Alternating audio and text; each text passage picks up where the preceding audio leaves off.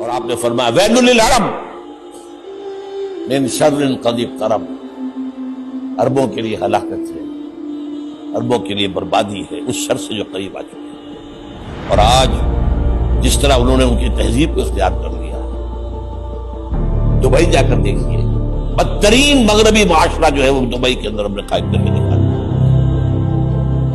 अब सऊदी अरब उस रास्ते पर बढ़ रहा है।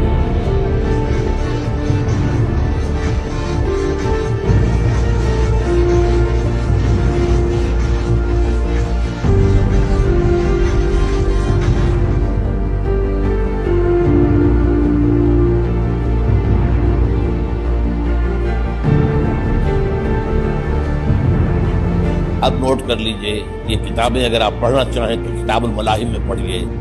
बदतरीन अजाब अरबों पर आया खड़ा है, सरों पर टना हुआ है, बदतरीन। इसके ऊपर जिस कदर नुकसान होना है अरबों का, ऊपर खाकिस्तान आ गया है, तुम्हें उठाना बैठना, ये अंदर तो अंगारा है, ऊपर से राख है, इससे धोखा न खा जाना। अमेरिका जैसे अपने बेटे की हिफाजत करे वैसे करता है। बारह ये तो बात की बात है ना, इस वक्त जो मैं अर्ज कर रहा हूँ, अरबों पर बहुत बड़ा अजाब है।